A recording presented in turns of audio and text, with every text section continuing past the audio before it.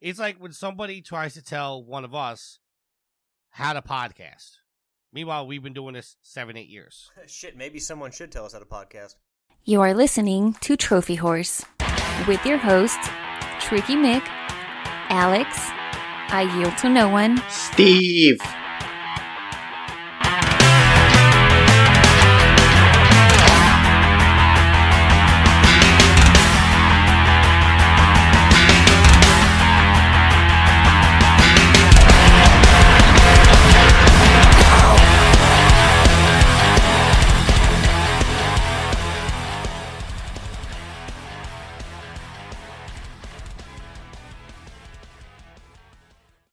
Hello, everybody, and welcome to Trophy Wars. This is episode 338. I'm your host, Tricky Mick. Alongside with me, the man, the myth, the legend, and he's also cranky when he has to edit the show, Alex. Well, that's because some people leave a ton of background noise in their audio tracks. But, I have been in a good mood this week because I got my hands on a very hot little item, the Super Nintendo Classic, and I've been playing away at that quite a bit. Good, that will distract you from getting to 100 platinums. Sid already won that race, so... Yeah, that race is over. Well, technically, Sid was never in the race. Sid won the race. Sid was the race. No. The race... Let's break down this race. I have no problem claiming Sid is the winner when he gets his 101st platinum, because his 100th platinum is still under protest. That being said, I have no problem declaring Sid the winner. But if you want to be real... The original race was between me and Alex. Other people got involved, but the race was between me and Alex. Look, Tricky, if I play the way that you play, I could have beaten your ass to 100 easily, but I'm just not going to do that. So if you get to 100 before me, I don't care. Like I said, I just got the Shadow of the Colossus Platinum, and I got the Super Nintendo Classic. I'm not going to change what I want to play just to get to 100 before you. All right, so let me ask you a question. You like to rag on me about the games I play, and that if I beat you with 100, you're really not going to care because I chumped my way to 100. Am I fairly correct so far? Sounds pretty valid. Okay, so let's just say hypothetically, I get to 99, and my 100th platinum is either Vanquish or BioShock Infinite. We've talked about this before because that was your plan. You were going to play Vanquish for the 100th platinum. And will you care there that I beat you to 100? No, but I'll have more respect for you. I just want to rub it in Donnie's face that I got the Vanquish Platinum. All right, I got distracted. What were we doing? Introducing me. Oh, hi, Steven. What's up, everybody? How you doing? It's me, Steve. Steve, we got to have a brief conversation. Okay. Because our shared love of the Rangers, it's stronger than ever. It's been a little trying for fans lately. Not this fan, not me, brother. You happy with all the moves that have been made? I'm happier than a pig in shit about every single move. The only thing, literally the only thing that I am upset about is the fact that they just won 2 games in a row because now that draft pick is getting worse and worse, and that just pisses me off. Lundqvist had to get 100 saves in 2 games to really... ugh. But that kid Spooner's doing really good. Yeah, whatever. Hey, it's a PlayStation podcast. Hey, we only have like an hour, so let's do it. You suck. All right, let's do our trophy counts. I am level 34, total trophies of 8,848 with 87 platinums. Not really, I have like 96, but we won't go there. Alex. I haven't gotten any more platinum since last week, so whatever's on that sheet is what I got. You suck. You're level 30, total trophies of 6,539 with 97 platinums in 96 games. Look, I've been playing Mega Man X and Super Punch-Out at Donkey Kong Country for the past week, so leave me alone. I don't know why you're playing Mega Man X there. In a couple months, you're going to have it on the PS4 and you'll be able to get the platinum. I'll just play it again because it's a great game. Yield is level 25, total trophies of 4,940 with 74 platinums. He sucks as well. Steve? Yeah, that's me. I'm Steve. I'm level 14. I have 1,814 trophies and 5 platinums. And Sid is level 30, total trophies of 6,671 with 100 platinums, which is under protest right now as far as the race. Not from any of us. Only Tricky. Hey, It's all it takes to be on the protest. yeah, it just takes one person to bring up the point, and then. Well, the only problem is now judges. Sid is normally the judge when it comes to our disputes. So, who do we go to now for the disputes? Because Sid can't judge himself. Andy. Get Andy on the phone.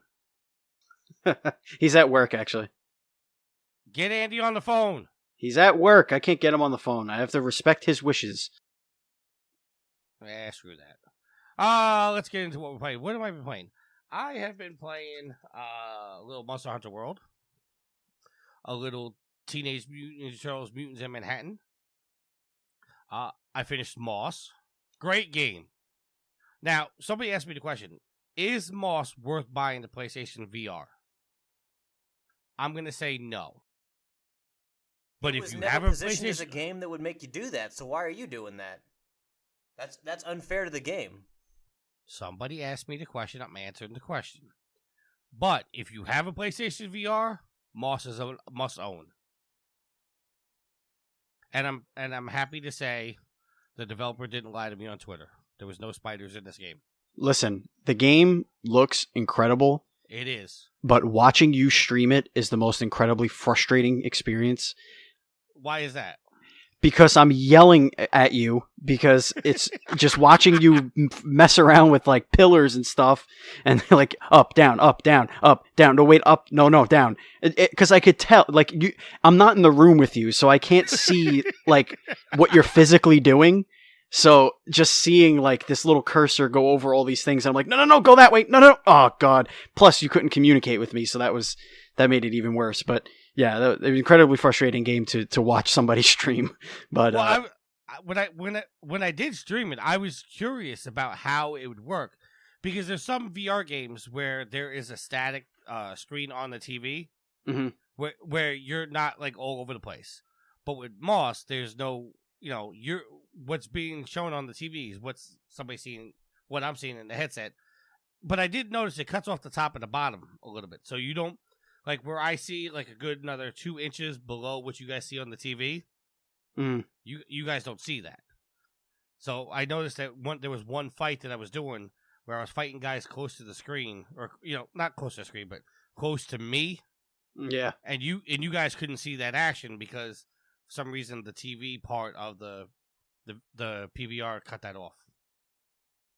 But I really want somebody to come out with, like, not a trophy guide, but a guide to say where all the scrolls are, because I went through that entire game. I searched a lot of places, and I only got half the scrolls, so I have no idea how the hell to get one. And there was only one scroll that I saw that I could not figure out how to get. So I believe that the Moss type VR games are the games that are going to be the best suited for VR. First person is nauseating and chaotic, and it takes a lot of work to make that feel right. I feel like the diorama style, sandbox style, playing with toys style of VR is definitely the way to go. If I do get VR, those are the games I would probably focus on. The other game that I like, but I haven't played it in a while, and I got to go back to it. I believe it's called Tumble. And you play it with the VR and 2 PS moves. And you got to use these items to stack things up to certain Right, heights. yeah, I've seen that. Yes, yeah. Those type of games I love. Yeah, spatial recognition stuff, yeah. But the problem with playing the VR game, and it kind of touches on the streaming part that you talk about. When I'm streaming it, I can't see what the chat's saying. So if I'm going to stream it and interact with the audience, which is what Twitch is basically designed for, I need somebody with me, or somebody in my ear with a headset or something, tell me what the chat's saying.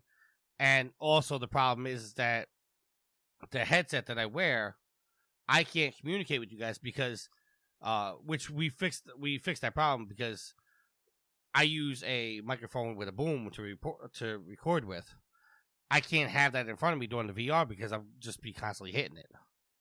So, but I got a lapel mic that works. That's gonna keep it down, and I can tuck the wire so we can do that.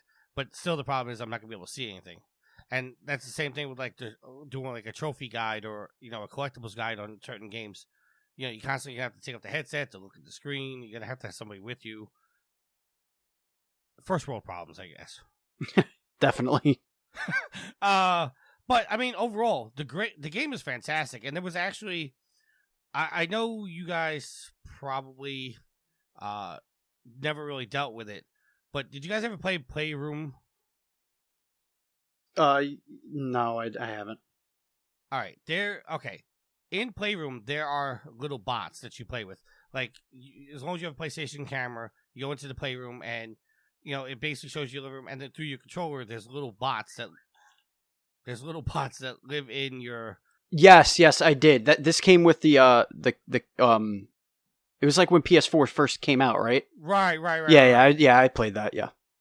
Well, in Playroom VR, there is essentially a level just similar to Moss, where you're top down and you go through, and it's basically the same thing, same platform, and you got to use the controller to interact. Ever since I played the Playroom VR, I've been looking for a game like this, and Moss has cured that itch. And I'm telling you, if you own a VR, you need to buy Moss. The game is fantastic. I just wish it was a little bit longer, because that's another gripe that I have with the VR games, is because the VR is not designed to be worn long. They really only want you to wear it like an hour or two. So most people that are developing games for the VR are only developing their games to last an hour or two. When I got done with Moss and it says this is the end of book 1, I was immediately looking for book 2. But we don't know when that's going to be. Gotcha. So, all right, I've talked way too much. Alex, what have you been playing? Super Nintendo Classic. The one thing I will say about that is, while I enjoy reliving the games and playing through them again, because they've got a lot of great games on there, they're pretty much all great games. The best thing about it is like remembering my stepbrother and I kind of grew up together. My dad and his mom got married when I was in 5th grade. So we've known each other for a long time, but we through our teenage years we kind of grew up, like middle school and high school, kind of grew up together, and like the SNES and the PlayStation were kind of the ways that we kind of spent our time. It'd be like a Friday night, and like we would have ordered pizza, and we'd be sitting there playing some games together, being like trying to like tag teaming it and trying to get through Super Double Dragon or Battletoads and Battle Maniacs, or trying to help each other get all the way through like Super Punch Out. So it's just been a nice reminder of like those days when we were younger and we had a lot of time together. Now I gotta ask, how much did you pay for your Classic? $80. I got it at a store. God bless you. I didn't sneeze. I see those things like $400 or $500 on eBay. If like, given how much they've said, like how they said availability will be better for the SNES Classic, like I would refuse to pay anything above $80. Yeah, I'm the same way. I still don't have one. I don't know if I wish I did, but it wouldn't be nice to be able to play those games on a nice HD TV and stuff like that, and it work properly. Because I have all my old systems. I just don't have a tube TV anymore. I just don't have that kind of TV, so it's not worth it for me to hook them up. It's laggy and it just doesn't look right. So if I do come across one and I have the cash, I'll definitely pick one up too. It's kind of my philosophy on it. Yeah, I think it's a must-own for anyone who had a Super Nintendo growing up. Yep, for sure. There's about 12 of those games, about 10 of those games on there that I've never played, so that's another reason why I would like to get it. I guess, is that all you're playing? You playing anything else on the PlayStation? Not this week, but Steven, I'd like to hear what you've been playing this week. Hey, stop taking over the hosting duties. Hey, take over the shut the hell up duties. Woo! Steven, what you been playing? With your sass, I'm about to hop a plane to Kentucky. I am playing Monster Hunter World. Andy and I have been tag teaming. He's Hunter level, Hunter rank 50. Back again. And I am Hunter rank 6. So he's been helping me take down some beasts, learn the game. I'm liking it a lot more than I did the first time I played it a couple weeks ago. I had spoken about the game. It definitely has its hooks in me. The combat has gotten better because I've chosen a different weapon and also a different camera lock-on style. What are you using now? What weapon? I'm using the katana, the longsword. Okay. I'm still using dual blades. Yeah, I was using dual blades. I liked dual blades. The issue that I had with dual blades is that the combos are longer, so the animations are longer. If you start something, you get stuck kind of swinging for quite a while if you're not aimed right. And you're swinging that air. Yeah. However, I didn't try dual blades with the new lock-on style. I went into options and I picked like the target lock, so it's a little bit easier to follow the target. So I think I might go back to dual blades and see if I like it, because I like demon mode. I just like going crazy and just like slicing like mad. But yeah, I'm definitely digging it. Put in a bunch of hours yesterday, and the day before. So yeah, definitely something that's fun. And playing stuff on my Switch as usual, but that's for another show. That's it. I played on my Switch today. I finally got over 250 moons in Odyssey. Sweet. I dropped off so quickly in that game. Not to take away from its brilliance, it wasn't the itch that I needed scratched at that moment. I just didn't want to platform and do the 3D thing just yet.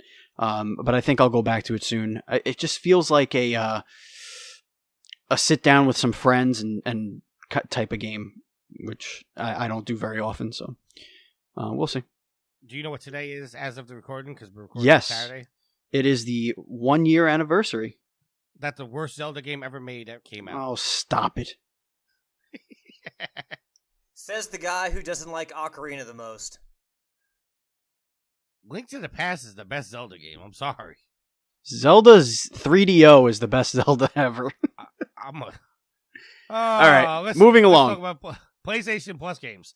There was an announcement days before what we found out was going to be, that this was going to be the greatest PlayStation Plus month ever, and it's got mixed reactions. For this month, we are going to be getting PlayStation 4 games Bloodborne and Ratchet and Clank. You also get Mighty Number 9 if you're a PlayStation 3 owner. Thank you for jumping in front of me. Would you like to host the show, sir? Would you like to taste the back of my hand? That's right. Shut up. Would you like to taste the back of my hand? For the PS3, you're getting Legend of K, and as Alex spoiled, Mighty Number 9, which is cross-buy with the PlayStation 4. Also cross-buy with the PlayStation 4, you're going to get for the Vita, Claire Extended Cut, and Bombin' Busters. If we have any Dungeon Defenders 2, there will also be a PlayStation Plus pack starting March 13th to April 10th. The pack is going to contain 4 Shadow Costumes, 1 million in gold, 5 Campaign Shard packs, 5 Defender packs, and a Ninja Gato pet. No idea what any of that is. However, the coolest thing about this drop is that I could now lend or give or sell or trade in my physical copies of Bloodborne and Ratchet and Clank, and just download the digital. So that's cool. All right, but we do have some bad news coming. Well, hold on. I will say I don't think that's the best month of PlayStation Plus ever. I mean, it's close, but I also think hot takes. It was February, or was it February 2015 or January of 2015 when we got for the PlayStation 4 BioShock Infinite and DMC Devil May Cry? You know what sucks? I missed that month. They both came out in the same month? Yeah. They were free in the same month. I missed that month. I was not able to. For whatever reason, I forgot to add those to my collection. So upset. You suck. 2 games I definitely would have wanted to. That sucks. All right. So with the good news, we have some bad news. Well, depending on how you look at it, for PlayStation Plus.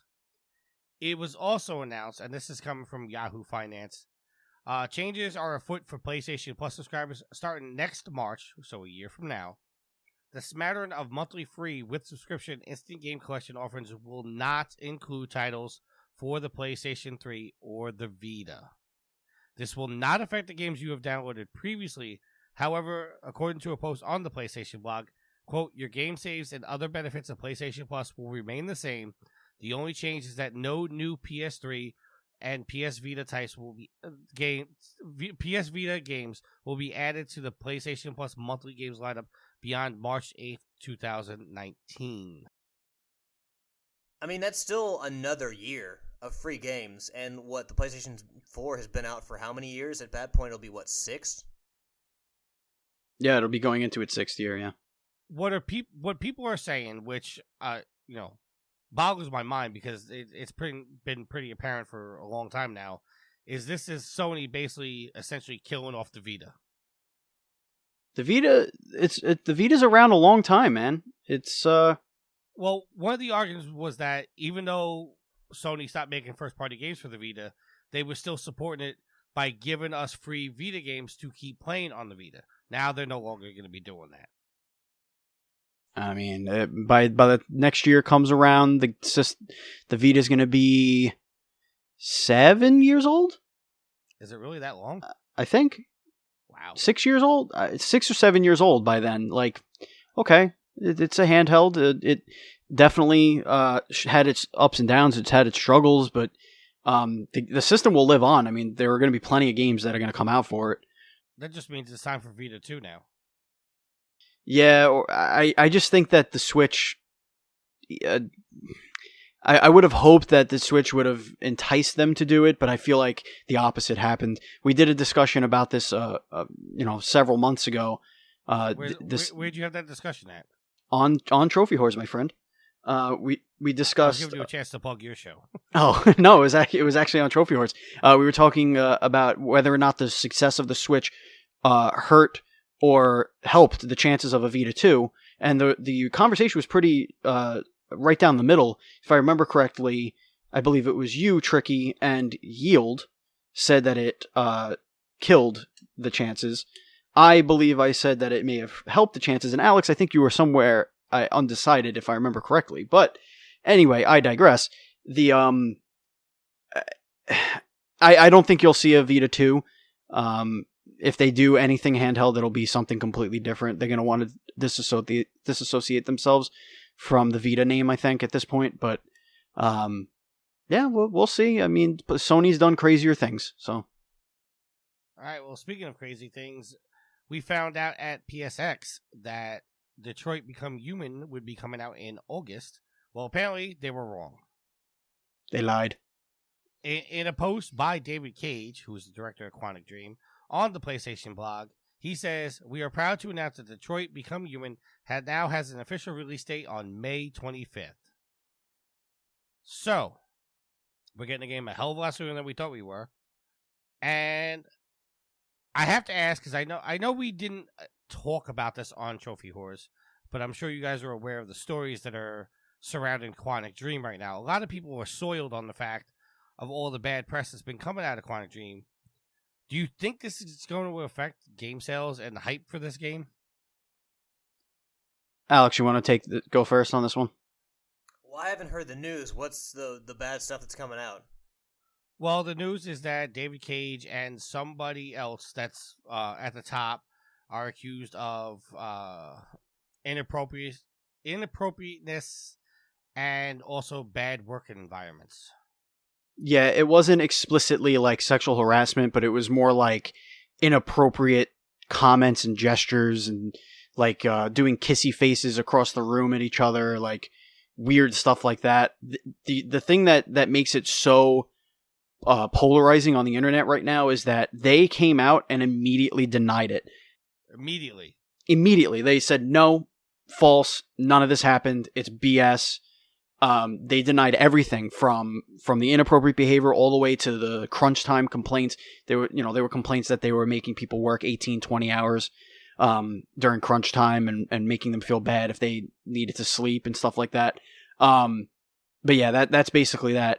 So yeah, now that you have that information, do you think this will hurt Become Detroit? Maybe a little, but I don't think that much, to be perfectly honest. Yeah, I'm with you on that. I think that, and not that these aren't, these shouldn't be taken seriously, these allegations, but I think that if they were more harsh, then yes, they would. But, given that it's so vague and not very specific, I don't think that it will hurt. See, my thing with this, and it's also worth pointing that once the initial story broke about Quantic Dream and all those stories that, like Steven just pointed out, Since then, there has been nothing else said about it. So nobody came back and said, well, no, we have proof of this happened. It was somebody made a claim. David Cage came out and said, no, this is absolutely not true. And then that was the end of the story. So I think it's a possibility that people have just forgotten about it, don't care about it, or, not. And I don't want to say this in a way that's derogatory, but that it's irrelevant. Because Alex pointed out, this is very serious allegations, something to be taken seriously. But as far as the game coming out, I think what happens at Quantic Dream should not affect the project and whether or not you're going to play it. Well, I want to point out that over the years, there have been many issues with crunch time and how much people have to work and how often. That's been something that's going on in the game industry and been tied to numerous studios. For a long time. It's not just Quantic Dream, so that's kind of just part of the business. Now, should people be allowed to sleep? Yes. I mean, if the game comes out a week or two later so people can sleep during crunch time, I mean, that doesn't seem to be a big issue. I think anyone who's a gamer, it seems like we as at least from my point of view, if I don't really care too much about release dates anymore. It just comes out when it comes out. I'm not oh my god, if it doesn't come out today, or if it comes out in October instead of September, I'm going to fucking lose my mind. I don't feel like that anymore. It's just okay, well, I'll play it when it's out. I don't really care that much.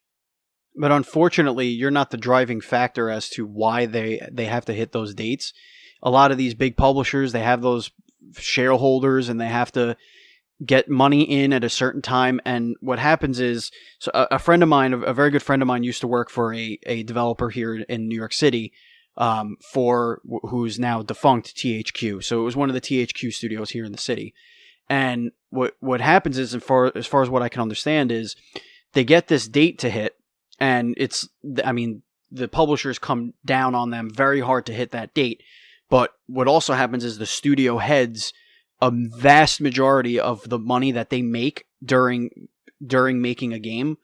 They have a salary, but they get way more in incentives and bonuses when they hit certain targets, and the release date is one of those targets.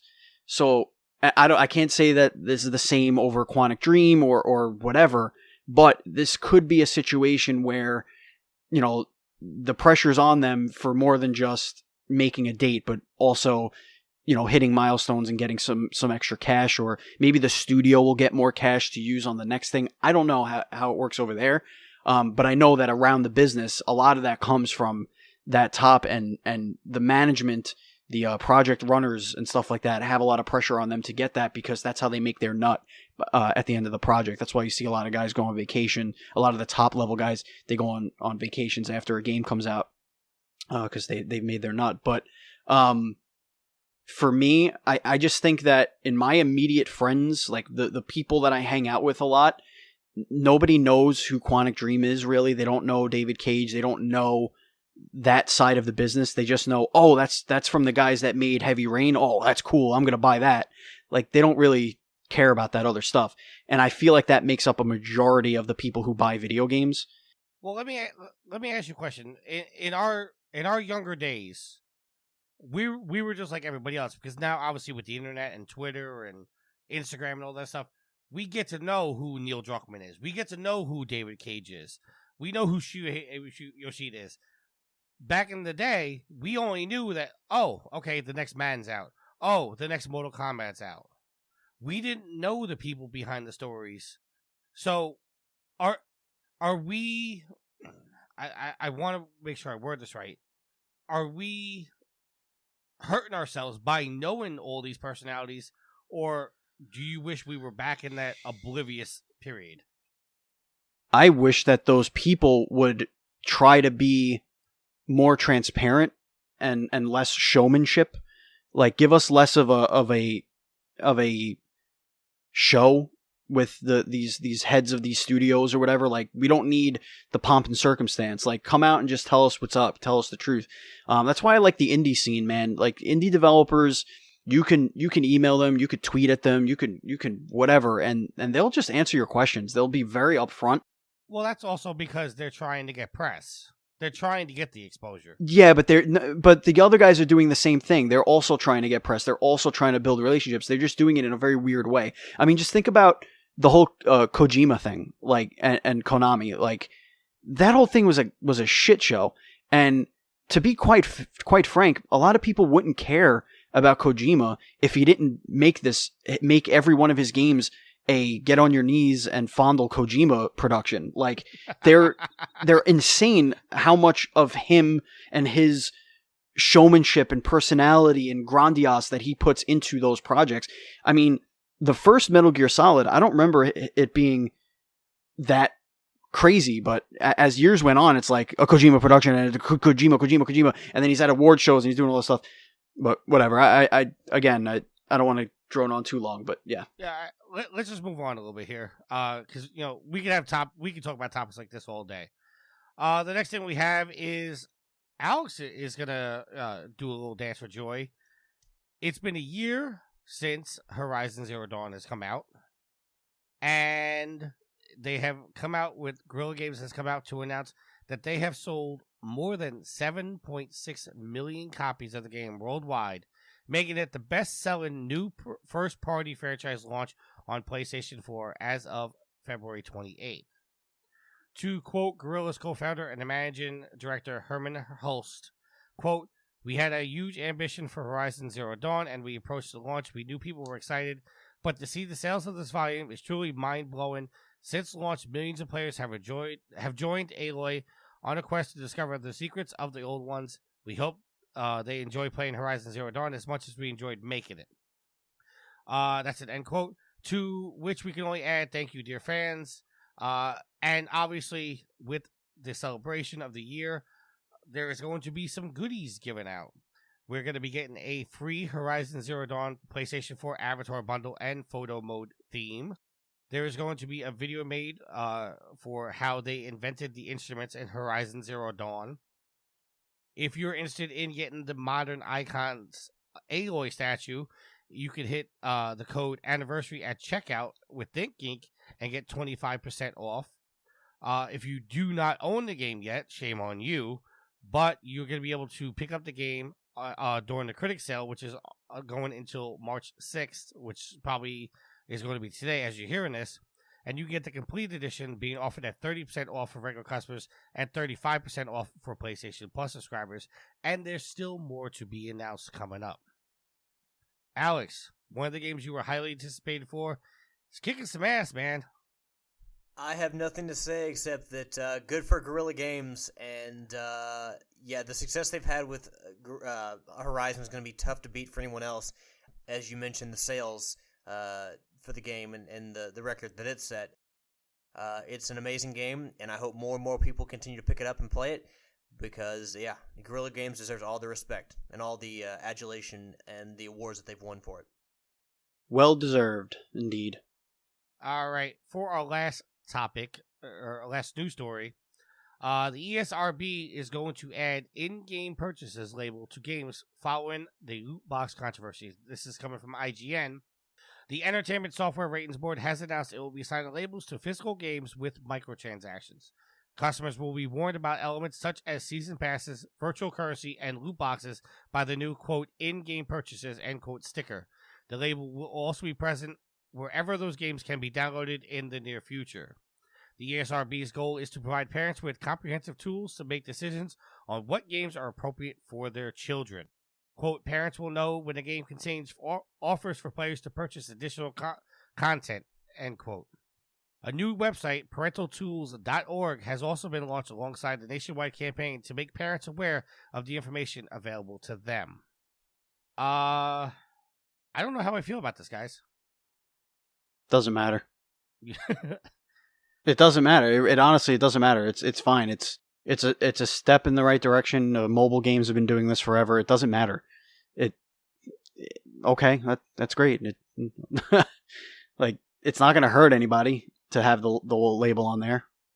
So, I think they should go further and let us know if it has that stuff in it. Personally, what I would do is any game that you can pay to get a randomized loot box should automatically be rated M for mature, but that's just me. Ooh, that's a topic for a different time. Yeah, because mature people would associate with nudity, violence, and bad language. So I think but that makes it adults only.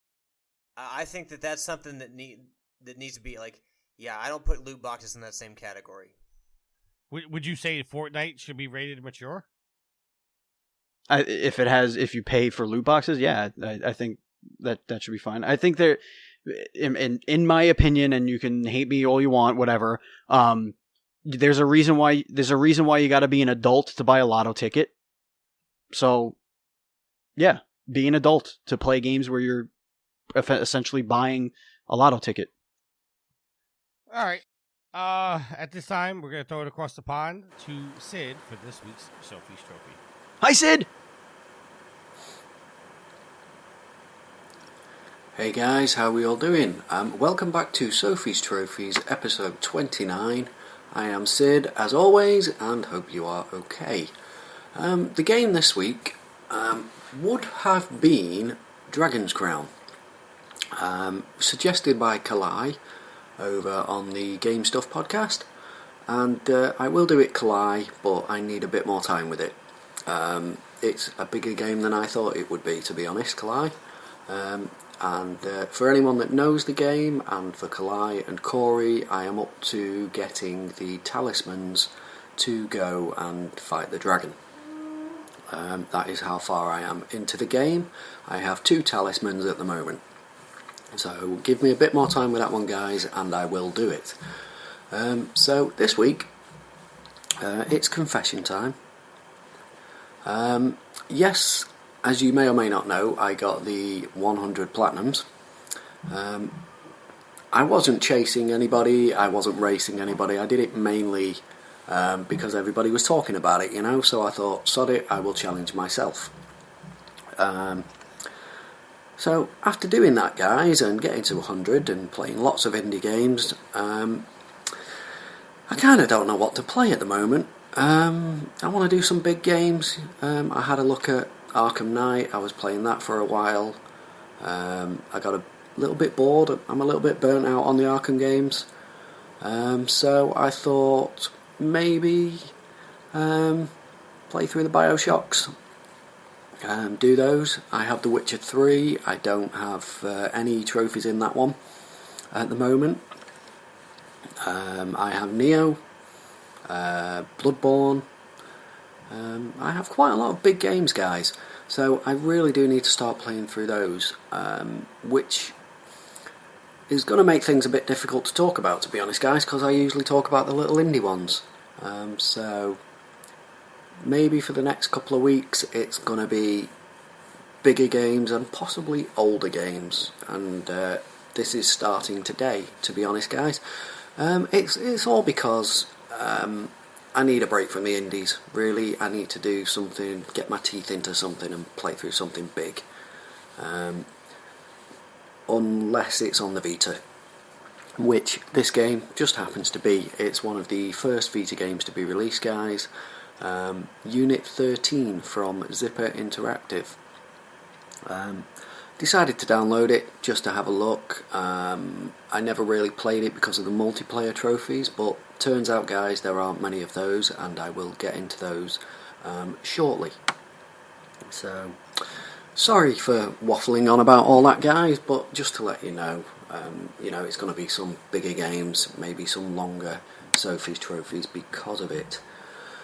So let's get into Unit 13 by Zipper.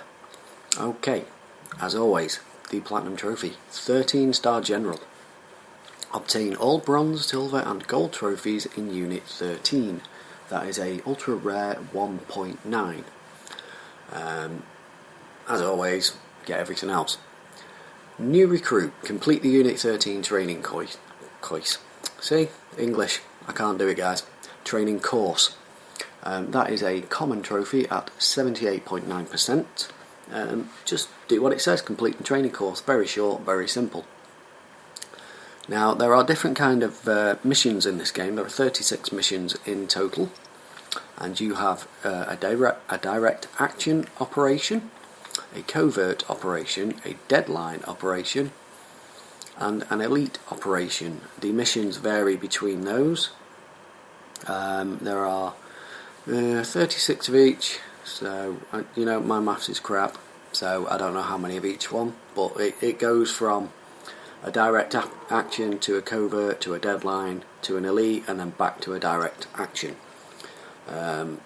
So you have to go through those. The game itself is a third person, over the shoulder. Think Gears of War, that kind of thing. I don't know why I thought Gears of War, that's an Xbox game, guys. Think Uncharted-ish, that sort of view. Although it's not a story-based game like Uncharted, it is a little mission-based game. The missions aren't very long. They can be a bit annoying, I think, until you figure out what you're doing in that particular mission. Although it does tell you what to do, but sometimes you just need a little nudge in the right direction. Okay, let's carry on with these. Snake Chaser. Complete a direct action operation. That is a 77.6% trophy, a common. Lamp Lighter. Complete a covert operation. Again, very common, 72.3%, guys. Speed Demon. Complete a deadline operation, 62.9%. Now, the deadline operations, guys, are against the clock. That simple. You're given a certain amount of time. There are checkpoints which give you a bit more time in the missions. Complete an elite operation. That's something soldier, guys. I'm not quite sure what it is. L337 soldier. That is a 60.8% common trophy again. Now, the online trophies, guys, way less than I thought they'd be. Less me, more we. Complete an operation in co-op. Now, it is a rare trophy, a 16.8% trophy. Now, the surprising thing is, guys, I played this week. The game came out pretty much at the start of the PS Vita's life, and Sony have since shut down Zipper Interactive, and you can still find a co-op game, which is very surprising. It takes a few looks, keep pressing the refresh button, but you will find one. Friendly Rivalry. Get a higher mission score than someone on your friends list. I did this on the first or second mission of the game. Just practice it, just run through it as quick as you can, as accurately as you can, get 5 stars on the mission, and there you go. Although, saying that, the trophy is a 9.3 very rare trophy. Adapt and Overcome. Again, surprisingly, these are still going. Complete a daily challenge operation. That is a rare 23.7% trophy. So, pretty easy to do. If you do a mission on a day and it's a hard one, then try again the next day, I guess, and you will manage to do one eventually. Variety is the spice of life. Complete 13 different dynamic missions. That is an ultra rare 3.8. Now, the dynamic missions are just the normal missions, but when you have 3 stars or above on a normal mission, you can choose the dynamic version, which just means that things change, objective change, and things like that. You have to complete 13 of those. So, shouldn't be too difficult. Okay, Action Hero. Complete all direct action operatives. Master Ninja. Complete all covert operatives. Now, those two are both 14% rarities. Time Killer. Complete all deadline operatives. That is a 9.5% very rare. And Chief Operatives. Complete all elite operatives. A 13.4% rarity trophy. Right, guys, I've been going on for quite a bit now, so let's just go through a couple of these quite quickly. Okay, World Peace in 36 easy steps. Complete all operations. Now, there are a few characters you can use in the game. It will give you the best one for each mission, but you can choose to use others. Your points in the level turn into experience, and you have to get each one to level 10. So there is Ringo, Alabama, Animal, Chuckles, Zeus, Python. So get all those to level 10, guys, and you will get the Cine Libor Nihal. I cannot read this shit, guys. Not my language. Which is basically max out all operatives at a 4.4% rarity. That is an ultra rare. Some attack ones, guys, killing enemies a certain way. There's trick shot, which is kill an enemy by setting off a mine. Twin foiled, eliminate 2 enemies with a melee attack. 2 for 1, eliminate 2 enemies with a single bullet. The 2 for 1 is a 52.2% common trophy, and the twin foiled, which is the melee attack one, is 24.4. And trick shot is an easy one, guys. That is a 47.1% trophy. Badass and bulletproof. This is probably the last one I think I'm going to do, guys. Eliminate 13 enemies without taking damage, and that is a 50.1%. So yeah, there are still quite a few to go. I will just mention that there are high value targets. As you get 5 stars on levels, you can unlock those, and there are a few to go and kill. 1, 2, 3, 4, 5, 6, 7, 8, 9.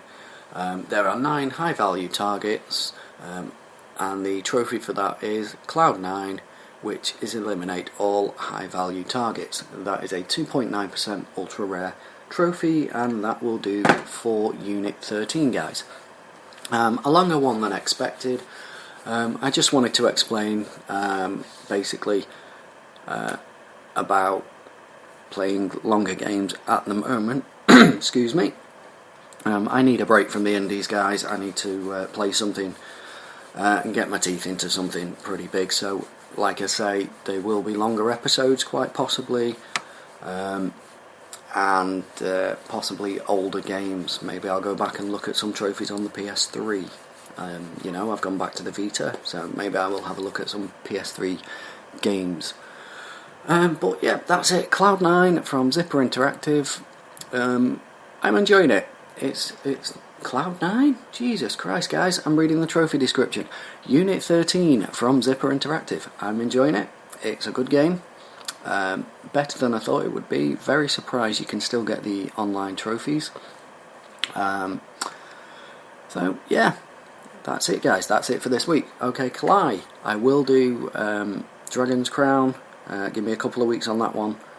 Really do need to get my teeth into that a little bit more. I'm saying that a lot this episode, guys. So that's it. As always, if you want to get in touch, Sid at Proven Gamer on the email, Sidders1978 on the PS3, or through the Trophy Whores Facebook group, or even Twitter, because I do look at it every now and then, which is at Sydney. So that's it, guys. Hope you have fun and keep getting those trophies. Bye. Alright, we're back. Bye, Sid! You need to start introducing him as the winner of the race to 100, Sid. Jeez. Alex, it's time for your topic. What's hot in gaming, buddy? Yes, so this is where I talk about, games that are coming out, cool games on the horizon. This one, and I will say that with Moss coming out, PSVR is really picking up some steam as far as their game catalog comes out. They've gotten a lot of support for supermassive games, the developer of The Inpatient and Until Dawn, and the PlayStation blog again highlighted yet another game coming out. It's actually coming out on March 6th, called Rangi, and what this game is, there's a post and some video on the PlayStation blog. Go look it up, or if you go to YouTube, it's RANGI. Basically, the game is beautiful. It's inspired by African folklore. The music is made with authentic African musical instruments. It's a really colorful game, beautiful visuals, very stylized, and the music is fantastic. They've got some samples of some of the songs on the PlayStation blog. But it looks to be obviously it's VR, so it's going to be a first-person game where you solve a lot of puzzles, environmental traversal. So basically, it's called Rangi again, and I would definitely go check it out. Visually, it's stunning. Very colorful, and it just catches my eye immediately. And the fact that it's based on African heritage, you don't see a whole lot of that in games. So definitely go check out that game. Again, there's a post on the PlayStation blog, or you can look it up on YouTube. But definitely keep your eyes open for that one. Alrighty, now it's time for our topic of the week. This one again is going to be touching on politics. Again, we're going to shy away from that part of the conversation. Do we really shy away? We should. This article is coming from IGN, which was previously reported on GamesIndustry.biz. The name of the article is Illinois Judge Bans Teen from Playing Violent Video Games. The article comes from Shabana Arif. It says, a 16-year-old boy was arrested following an apparent joke made in poor taste about carrying out a school shooting and has been banned from playing violent video games. GameIndustry.biz reports that the teenager posted a video of himself playing a violent video game on Snapchat with the caption, quote, "Y'all need to shut up about school shootings or I'll do one," end quote. The young man was supposedly, quote, annoyed by social media conversations that took place in the wake of threats to his own school, Roseville Lake Park High School, that resulted in the school closing its 2 campuses as a safety precaution. The social media threat was later deemed not to be credible. This follows the recent news that President Trump is planning to meet with members of the video game industry next week to discuss the possibility of links between violent video games and youth violence. The teen's defense argued that while in poor taste, his video was just a joke. The prosecution rebutted this position, saying in light of the recent Florida school shooting, it was inappropriate. His parents maintained that no guns were kept on the property, which is something the police search confirmed, as well as being placed on indefinite home detention. The 16-year-old was instructed to turn over his phone and was also banned from playing violent video games. And the judge said, quote, "You can play all the Mario Kart you want." So, I'm going to start off just by asking one simple question. How the hell are they going to enforce that? My main problem with this whole situation is that this judge has given fuel to the fire to all the people that say video games cause violence. This has now set a precedent because this judge just now said, well, you wouldn't have done this action if you were playing violent video games, so you're no longer allowed to play violent video games. It's so dumb. Like, It seems like an overreach. And again, we have a government that is, mostly Republican, and like that's one where the government isn't supposed to be like super involved in the people's like business. It's like a smaller form of government, at least philosophically, when like Republicans kind of have control of the White House. It's the definition of conservatism, Yeah. yes. But this seems like it's completely, like I don't know what affiliation this judge has, but this seems like very much the opposite of that. And this doesn't even really seem to go with like democratic ideals either. That just seems like an overreach. Yeah. I just don't listen. It bothers me when people get involved in a situation that they don't have accurate information on. And that's covering all things in this world, not just video games. It's like when somebody tries to tell one of us how to podcast. Meanwhile, we've been doing this 7-8 years. Shit, maybe someone should tell us how to podcast. Well, there's an argument there. But the point being is like, if you've never done a podcast, how are you going to tell us how to do a podcast? If you don't play video games, how could you accurately say, video games cause violence? And not to mention that the ESRB, the ESRB has come out and said, because Trump said he's sitting down with video game makers to discuss this, the ESRB came back and said, we have no meetings scheduled. So, who's he going to talk to?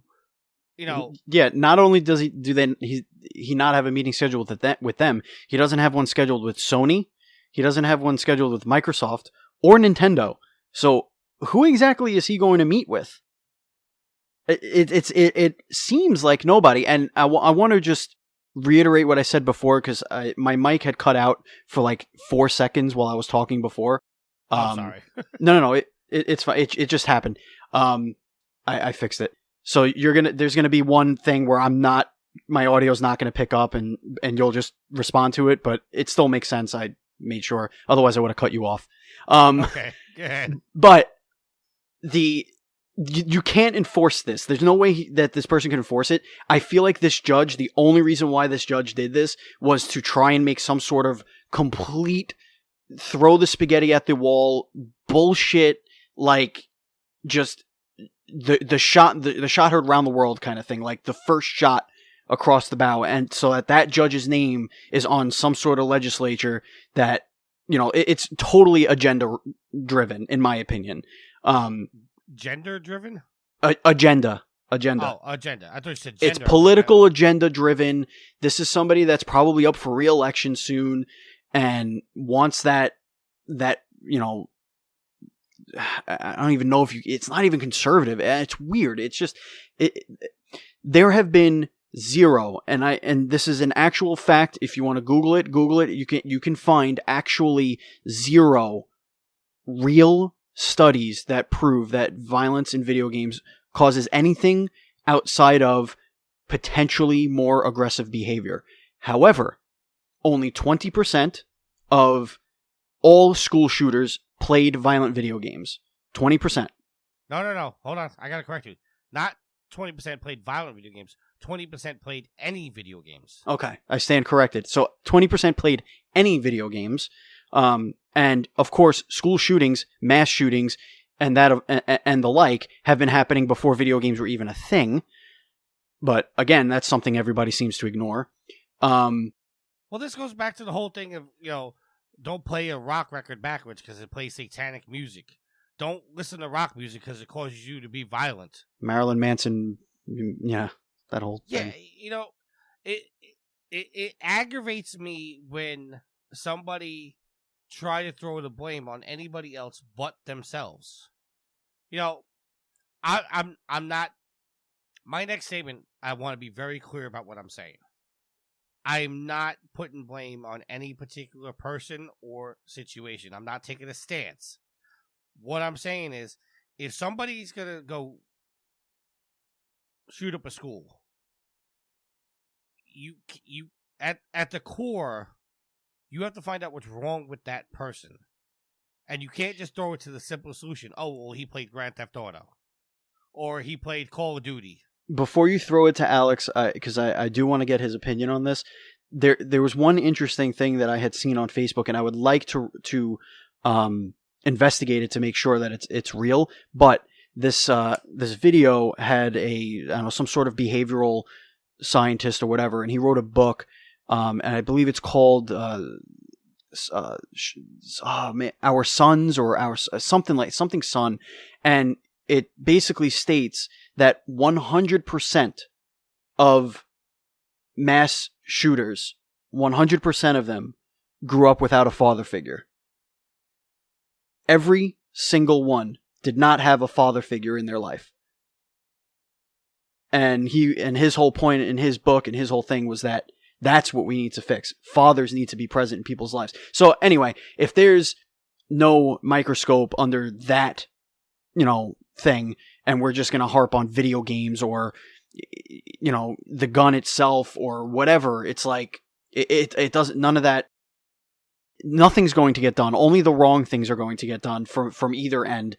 Whether you want to take the guns away, which, yeah, that could fix some things. It can make it harder for people to do these heinous crimes. Sure, right. Yes, but it's also not going to solve the problem, because I hate to give this argument, because this is such an asinine argument. But passing gun laws is not going to stop criminals, because criminals, in their essence, break the law. Yeah, but the thing is, every single one of these shooters that got one of these guns got it legally. So they weren't a criminal until they did this shooting. So and that's why I said I hate to use that argument. Yeah, it's a very stupid conversation to be having anymore in the 21st century. It just is. But yeah, I want to kick it to Alex, because he's from Kentucky. He's in one of those states that us here on the coast look at and scratch our heads. And I know that Alex thinks very differently from most of I guess that stereotype. So I'd really like to hear his opinion and what the people around him in his day-to-day life think of things like this. You mean the people who shit in pots and yell at possums all day? I think that's basically what he was saying, but he didn't want to use those words. My thing is that instead of banning this kid from playing certain things, if he's going to say shit like that, get him into counseling. Mandate counseling for this kid to get him to understand the gravity of what's happening in the country. Also to understand the gravity of what he said. So, like, get him in counseling. Get him some mental health services if he needs them. Don't just say, well, you can't play this. Actually, that's not going to solve the problem because it's just going to piss him off. What they need to do... I'm sorry. What they need to do is, yes, just get him counseling. Mandate. I just think that, and this is a very generic statement as well, but a 16-year-old boy is going to rebel. So just like any teenage child, you tell them they can't do it, they're just going to do it. If a teenage boy or girl, whatever, says on social media or in a journal and somebody reads it or whatever, or tells their friend, and they say, I want to kill myself, whatever, something along, or I want to cut myself, or I want to harm myself in some way. You got to get that kid help. That kid that he or she immediately does. If an adult finds out this situation, at least I've seen in my life and the people around, people that I know that were self-harmers or had some mental instabilities and stuff like that, and depression and whatnot. That's what happens. Immediately. So if you say, I want to harm somebody else, I 100% agree with Alex. The first thing should be... get them into counseling. Yeah, help them out. Like, it doesn't have to be a padded room in a straitjacket, but like, even as something as simple as just a group conversation where you can share why you're saying something like that. Because sometimes all you need to do is realize, I don't know why I said that. And if you don't know why you said that, or if you didn't mean it and whatever, that enough can be a lesson for you going forward to understand not to do that. It's the same thing with like bullies and stuff. When I was in high school, we did these things called, they were called retreats, whatever. It was like a 3-day thing where we went to a religious retreat, but it was a bunch of seniors. And what we did was we just kind of just talked about our lives or whatever, but like the bullies were there, the jocks were there, the theater kids were there, the band nerds were there, like everybody was there, and everybody got to hear each other. Everybody got to talk about their side of the story. And when it came down to it, when you left that weekend, like the band kid was friends with the football player, it's just weird. Sometimes all you have to do is just have somebody to talk to that is on the other side of the spectrum, especially at such a young, moldable age. There is something to say that somebody who sits there and plays video games literally all day, misses classes or, doesn't get a job or whatever. And I'm talking about a young age. I'm talking about teenagers, like high school kids. There is something to say that can become habit forming. It can change the development of a person's brain as anything would, whether it's a video game or even if they play sports every day. Like, their brain chemistry changes at that age so much that there are studies that need to be happening. Like, these types of things need to be studied before we just say, hey, you can't play violent video games because violent video games are the reason why you said you want to shoot up a school. That's quite the leap. Yeah, and I just want to clarify what I was saying about before about 16-year-old doing, the opposite of what you tell them to do. What I was saying is, like, if you tell a 16-year-old girl that she's not allowed to have a boyfriend, she's going to want to rebel, and the first thing she's going to do is try to go find a boyfriend. And that comes with parenting and whatnot, and it's not, 100% of the case. But that's the point I was getting at. It's like, you tell this kid he's not allowed to play violent video games, he's going to find a way to play violent video games. There's no way to enforce this. And that was the point I was trying to get to before you I agree with you, but I think the real point here is that this judge was trying to say something, and was trying to say something very loud and very clear. My only worry is that he just set a precedent, because now you're going to hear in future cases, well, this judge ruled this, maybe this is the way we should go down in the future, and that's really going to piss me off. If we use this as the standard of what we should do to teenage kids who make a mistake and, say the wrong thing at the wrong time. Right. Maybe this kid, okay, we don't know the facts of the case. All we know is the report. But maybe this kid said this not realizing the implications, but now we got this, this on in the record books, And, maybe this kid just made a stupid mistake. This country punishes you indefinitely for making mistakes. Right, and I think that's inherently wrong. Yeah, we're not. It's not a Department of Corrections. It's not a rehabilitation. Our criminal justice system. It's definitely a punishment forever. It's just the way it is, and starting that young is really sad. Like getting a kid like that. I understand what he did was terrible, especially and in horrendous taste as well. But I'd also like to see what they would do to the kids that were calling in those threats at his school. Those 2 threats. Like, what are they going to do to that kid? Put him in a hole for the rest of his life? At this time, we're going to move into our housekeeping. Let's clean this shit up. Steven, take it away. No. You can't do that to me. I'm cotton-mouthed. I'm all cotton-mouthed. All right. Dude, you're supposed to do the housekeeping now. Oh, I just don't want to do. Okay, well, Proven Gamer's always looking for help. Specifically, we have some really cool stuff happening with our written content. So if you want to write about video games, definitely go to provengamer.com, click on the Help Wanted tab, and fill out an application. Give us a writing sample and whatnot. If you have a blog or something, link us to the blog. We want to see your writing style. We want unique voices. So if you can, go to provengamer.com and click on the Help Wanted tab again and fill out an application. That'd be awesome. We are looking for other stuff as well, but definitely for that. You can follow the show on Twitter at you can follow Proven Gamer at Proven Gamer. You can follow the show at Trophy Whores. You can follow me. I'm at Batchild27. You can follow Tricky at Tricky Mick. You can follow Alex at Sondosaurus Rex. Did I get it right? I think I got it right. You did, yes. Yeah, I did. Look at that. You could also email us at trophyhorrors@provengamer.com if you want to be a part of this wonderful show. You could also call our phone number, which is 330-PROVEN9. That's 330-776-8369. We also use SpeakPipe. It's an application. It's a little banner. It's also on provengamer.com. Click on it and leave us a message. We haven't had one in well over a year. So, well, no, we did have one. I just ignored it. Oh, it was probably a crank call because they wanted chocolate cake. If you're interested in our podcasts, anybody get the reference there? Probably. Not really. Keep going. We got a staff meeting to do. Okay. Anyway, if you like this show, you may like our other podcasts. I am a co-host of Nintendo Dual Screens. It's our Nintendo podcast. We have interesting guests coming up. For this week's show, we have the creator. We have the creator, developer. He's one of the artists of the video game Cat Quest.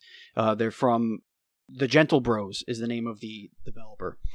So they are going to be on this week's show, and we actually got a new guest for next week's show, which is the developer and creator of Floor Kids.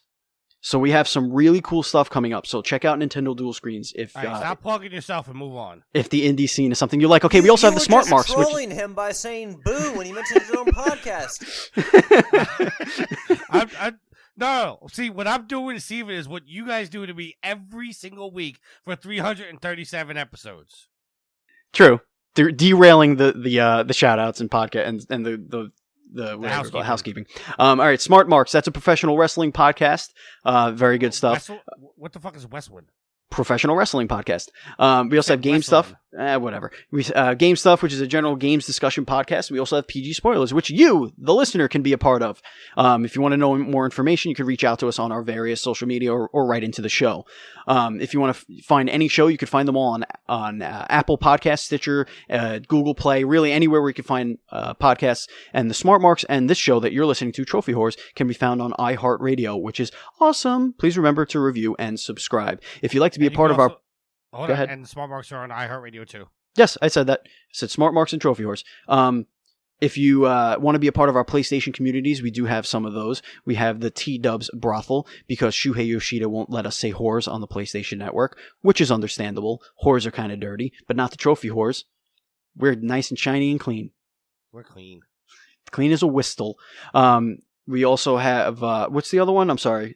Proven Gamer, right? Yes, the Proven Gamer community, and you could also join Yield's little community called the Platinum Guild. Post your platinum trophies on there and discuss it. And that is it for the house cleeping, but we do have some sponsors. You're so messing up words. You're worse than I'm me. I'm not messing up anything. You said queeper. What? No, I didn't. Okay. You're going to go to the videotape. Alex, when you edit the show, you point out the fact that he said queeper. No. Ladies and gentlemen, one of our sponsors is Extra Life, and we are very happy to be associated with Extra Life. This year, it's happening on November 3rd, so mark it down your calendar. If you want to get involved with Extra Life, it's a 24-hour gaming marathon to benefit the Children's Miracle Network of Hospitals, so it's a charity event. You go to extra-life.org to sign up.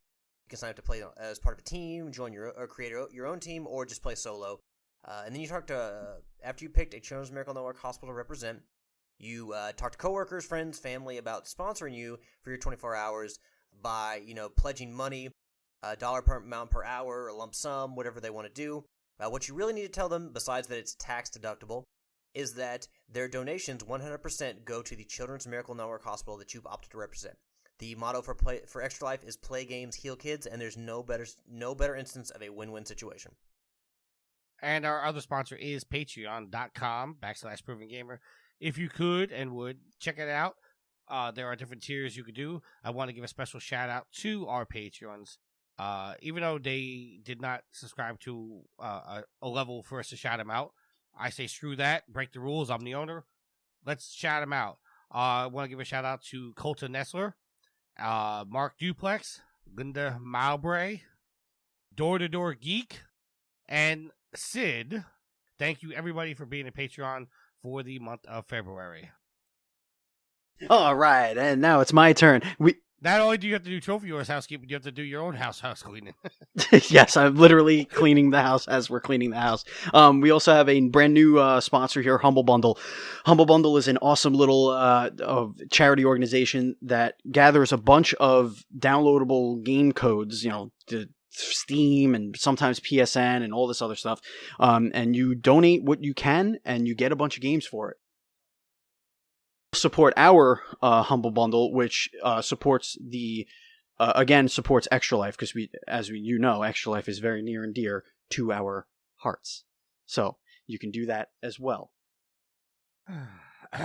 Also, anybody that buys any Humble Bundle. See, I got on you about messing up words. Anybody that buys a Humble Bundle in the month of March automatically supports Extra Life, so that's good.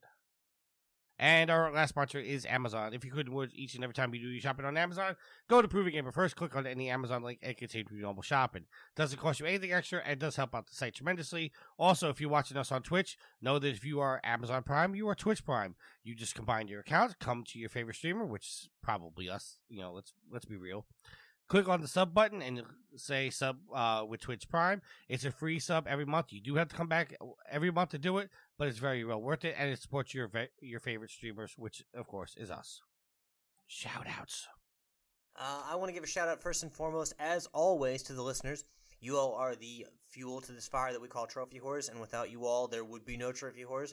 We do like talking to each other. It's fun. We have good debates, but without you all to drive the show as far as you have and even further, it's just not the same. So thank you all very much for your continued support. We appreciate it every week, every day, every hour. You guys are awesome. Give a shout out to Yield, who could not join us, as well as a shout out to Homer Gesteft, who submitted to us a quiz.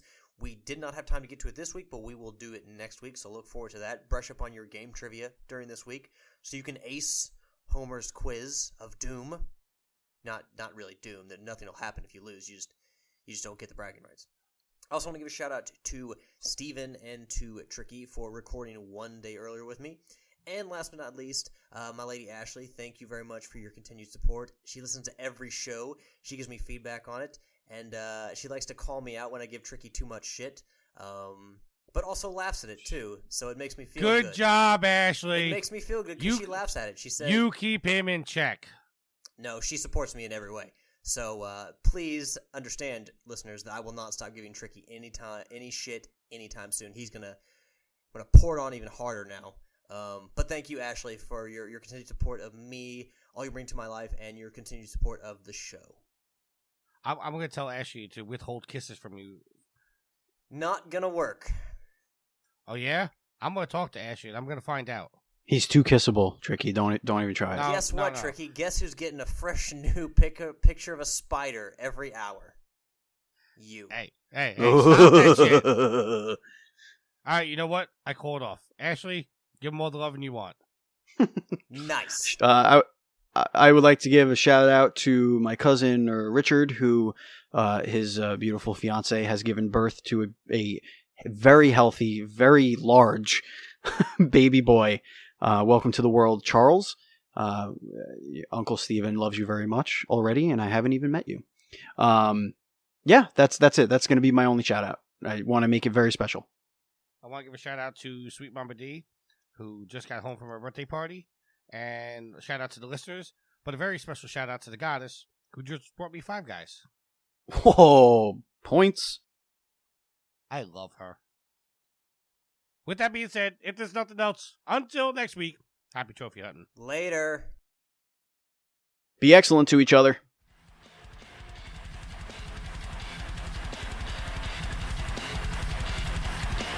Save your last words, then read to me this.